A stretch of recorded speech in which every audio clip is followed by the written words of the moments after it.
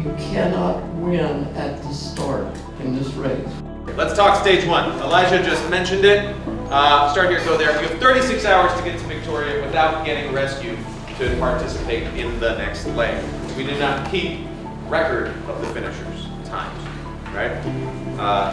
It is a proving ground for each individual team so that we know you've worked all the kinks out, and then the party really starts.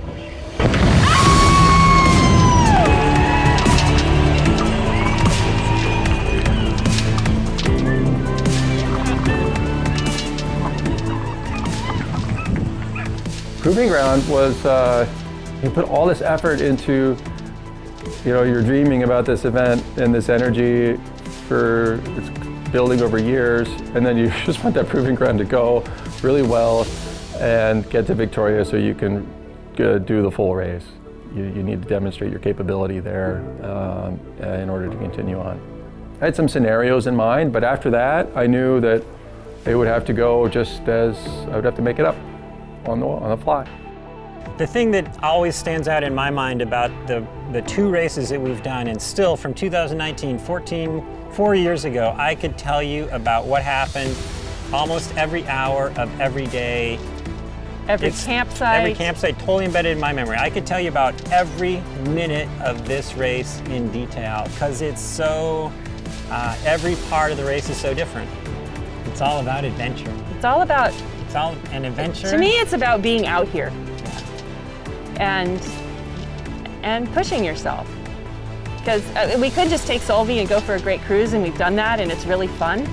But there is something about sort of pushing yourself and trying to do these long days and continuing to push on when in conditions that aren't 100% comfortable. Race to Alaska is a coastal water race. And I don't call it a sailing race because the only rules in Race to Alaska really are that you find a boat with no engine, and then you go to Alaska with no support in that boat. And so because those rules exist, and because other rules don't, we have everything from very large, well-outfitted trimaran sailing vessels, all the way down to this year we have someone attempting on a stand-up paddleboard, and every type of vessel in between. So the race is, for some, a race for the grand prize, which is $10,000, and we nail that cash to a piece of wood, and we present it to the winners. The second place prize is a set of steak knives, pretty decent set of steak knives.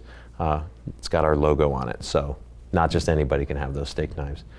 Besides that, we offer no prizes, and obviously a person on a stand-up paddleboard is gonna have a pretty rough time getting here to Ketchikan faster than someone on a race boat. But everyone's racing for different reasons. So I kind of feel that anyone who gets to Ketchikan absolutely wins Race to Alaska. It's just not everybody comes away with a prize.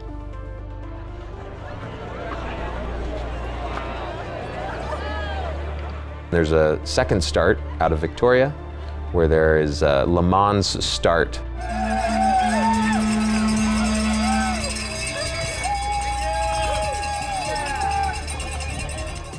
If you've ever been to Victoria, you know there's the beautiful Empress Hotel, and everyone starts up on street level. We blow a horn and everyone runs down so that they can be the first out of the gate in a 750-mile race.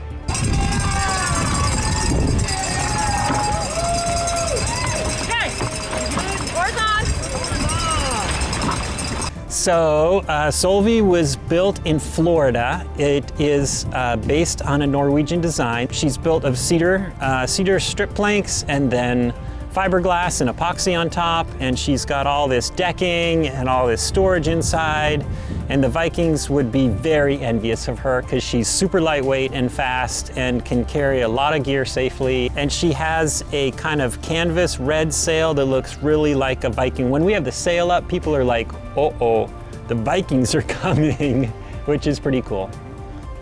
My boat I built myself at my home with a lot of the tools that I had from working on other projects, and I designed and built it because I couldn't identify a boat that I could row in the fashion that I imagined doing the Race to Alaska. a lot of the training for the Race to Alaska was it was mental. It was even in the design and boat build, visualizing the race as the boat was being built in terms of what I needed. Hey, good evening. Day 3 evening review. We're here midway up Vancouver. No, most of the way up Vancouver Island. I can't remember the campsite. Campbell River is 10 miles that way, and just beyond that, Seymour Narrows. The sun is setting, and we had a pretty fantastic day today. We were probably on the water about 12 hours. It was raining when we left this morning, and gray and miserable and gross, and we rode a bunch. In the middle of the day we had a little breeze, and we were able to sail and nap for about an hour and a half, and then it died away, and we rode another 3 or 4 hours to get here. I think we did about 60 miles. Do you want to say anything? What? Are you goping me? Hi! I'm so cozy on my dock. Yeah. I have earplugs so I can sleep well. Yeah. The dock is going thumpity thumpity thump. We made it through Seymour Narrows. We rode all day into big choppy winds and waves, and we sailed, and then we went through Seymour, and I got blisters and sores on my butt, and we're really tired, but overall it's pretty good.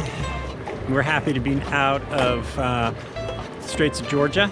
The weather forecast is for horrendous winds for the next couple days. So we set the alarm for 1 o'clock. We're hoping maybe the wind will die tonight and we'll get up in the middle of the night and row and make a couple miles, but it's gonna be pretty slow going for a couple days. There were huge breaking waves, and the wind was blowing in gusts of like 30 or 40 and blowing spray straight across us.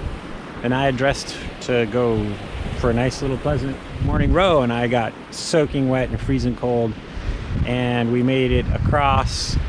We probably shouldn't have gone across the channel, but we did. It looked like it was calmer over here, so we came over here and got cold and wet, and we came onto this beach, and the forecast is for worse wind for the rest of today, and then even horrendous wind tomorrow, and so we'll probably camp here for at least 2 and most likely 3 days. Once you get to the north end of Vancouver Island, you hit Cape Caution, which is your first true exposure to basically the fury of the whole Pacific Ocean. That was a little scary. Yeah. There's some huge swells, and as I was approaching Cape Caution, they just seemed to be getting bigger and bigger, and I find myself at the bottom of a swell and not be able to see anything. Some of the swells from the storm that kept us sheltered in Johnstone Strait for 3 days, some of the swell energy was still there. The day we got there, it had been blowing somewhere because there was a 6 or 8 foot swell, ocean swell, running even 10, 15 miles away from Cape Caution where we started rowing in the morning, and it was pretty big and intimidating. It wasn't scary, it wasn't breaking, but there's just these enormous mountains of waves that we were going up and over. And they got bigger as we went towards Cape Caution, but sort of gradually. With the swell, if there's wind waves breaking, they can start breaking into the boat and start filling it with water, which obviously is not something that is compatible with racing. Or even survival. It gets heavy and you can't maneuver things. So if the wind continued to pick up, we were going to be in trouble. My first sort of jaunt out into the swells, it was more than I wanted to experience, and I turned right around and ducked back into a little bay, waited, and I was surprised even just waiting a couple hours, the conditions changed enough, improved enough that I could move on. We had some tough conversations. We had to decide if we were going to actually continue the race or think about going back. I think both of us decided we didn't want we could not stand another day like that. Yeah, it's like, emotionally. we're going to Ketchikan because I don't want to go back around Cape Caution, ever. Yeah. Yeah. That was nerve-wracking to be that on edge and that dependent on your senses to safely navigate. I would finish a really long day of rowing through tough conditions and be a little frazzled, having stressed out about lights going dim, where am I going to find camp, go through the struggle of bringing my boat, because with my boat I have to get it to shore. I have to bring it above high tide, which is, there's not a line that somebody's drawn that says here's high tide, because the tide's going to go above that grassy area even though it looks protected. So you're not really certain until you set the alarm and check in the middle of the night to make sure that you're okay. So there's a lot of stress, and finally you get some sleep and you wake up the next day and you get that, at least what I looked forward to, I learned that I could look forward to was, I'm ready to do it again. And then that realization, I can do this again. Yeah. And so that knowledge of being able to push through, finish the day, feeling totally exhausted, and knowing that the next day I'm going to be able to do it again that's just fantastic. I loved it. The longest day was at the very end. It went 90 miles over the course of 22 hours, but I knew that was the finish. What pushed me along was just knowing the timing working out that my family was going to be at the finish. And the whole idea of showing up and seeing my family and giving my wife and kids, my mom and dad hugs was a huge motivator to push and push along that day and get to Ketchikan. And also knowing that if I stopped, that there was other racers willing to do the same thing right behind me. Yeah.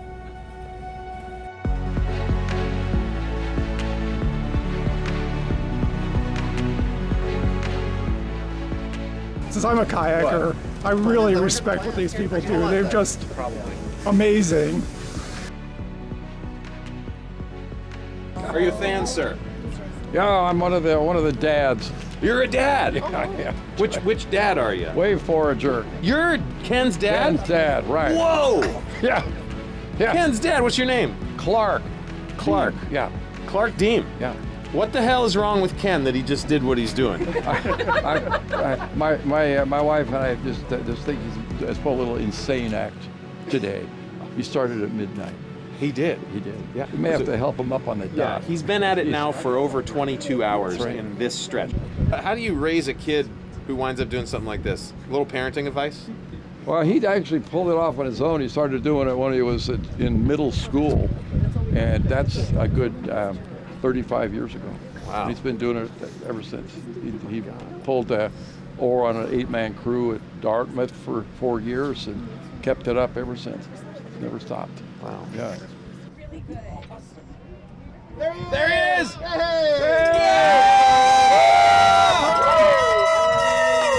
I expected in the comparative distance of the race that the last 15 miles I might get this surge of energy that would just help me fly through. That didn't come until like the last 50 yards.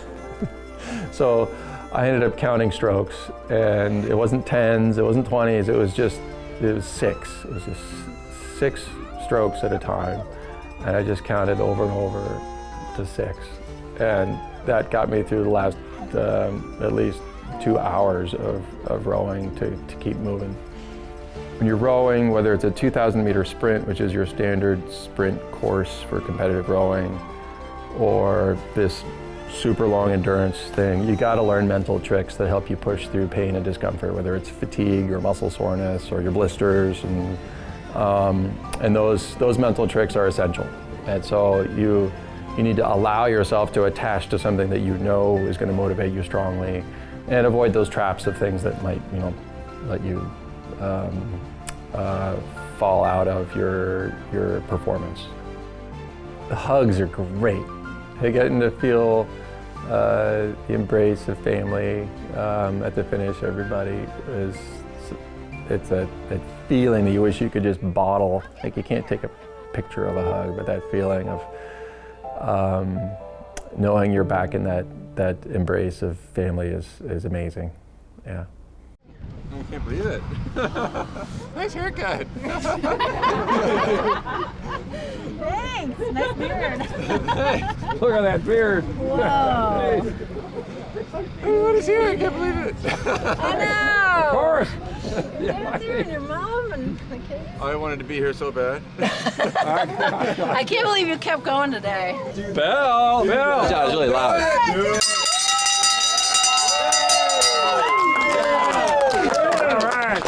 Oh, man.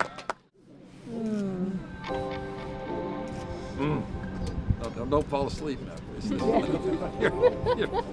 okay if that happens. It's all good. I know. You're less stinky than I thought you'd be. Oh, I'm pretty stinky, don't worry. Yeah, well.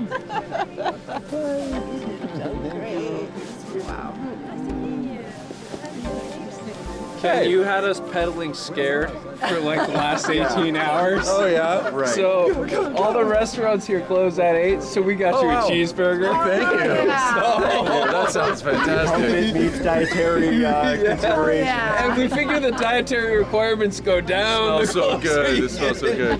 Thank you guys. You guys got it. Congratulations. Yeah, you too, man. So good, so good. You were an animal. Yeah. People were calling me, telling me like, "Hey, you just got passed by a paddler." And I'm like, "You don't understand. This isn't your grandma's duck pond paddler. These are like bionic, like crazy people." That's right. There's more coming. Yeah, I know. There's more coming. Oh, someone's asked to see if see your hands. Oh yeah. My hands and I came to an agreement. If I kept them dry, they would be okay. There was at one point where I was getting the boat on and off the water. Lots of pictures. Getting the boat on and off the water, and I was like, "Oh, something smells really bad." And I said, "Oh, that's decaying flesh in my hand."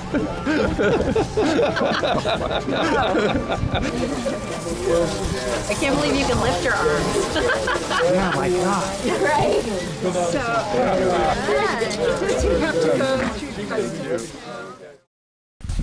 End of day summary, day 15. Day 15. Day 15, here we are in Una River, Canada.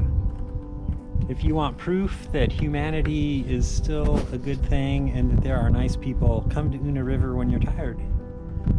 We had people come down just to welcome us and then go back to their house and come back with super delicious apple crisp cake with whipped cream. And we ate that and felt good about the world. Pretty much. We're just gonna go to bed right here and get up at like 3:30. Get out there and do the whole damn thing again. Yes, thank you, Una River. This is a super lovely place with really nice people.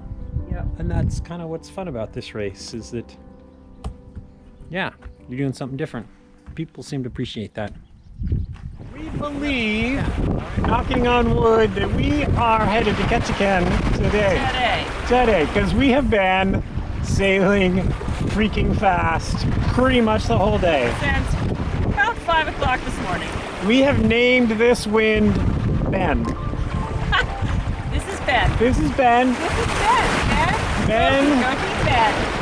Ben has been freaking phenomenal. Ben has been consistent. Ben has been sturdy. Ben has been there for us. Ben is reliable. Ben is hardworking, but never aggressive. Stino's got a little bit of a crush on Ben. I have a pretty big crush on Ben. Let's give you some statistics here. We have been on the water for 8 hours and 20 minutes, and we've gone 36 nautical miles. For those of you that are used to highway miles, that's 41 miles already today. In 8 hours? In 8 hours and 20 minutes. It is 11 in the morning. Morning! Morning! It's not afternoon yet, and we've done 40 miles. 40 miles. Woo! Woo! We sailed all day. Sailing. The adventure is that you don't know how it's going to turn out. You really don't know if you're going to finish, and you really don't know what it's going to be like. And you don't necessarily have a lot of expectations of, you don't have expectations of being comfortable and having a really joyous time every day. And you don't expect to find a perfect campsite every night. And so everything that is fun and easy that happens is this tremendous gift. You made it!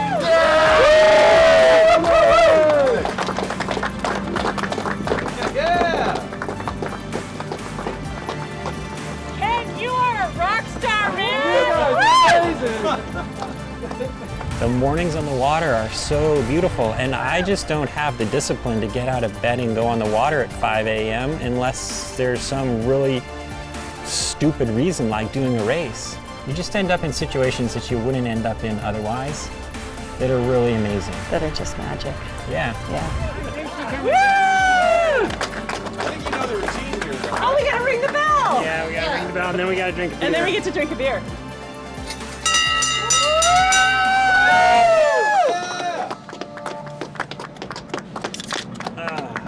Cheers, eh?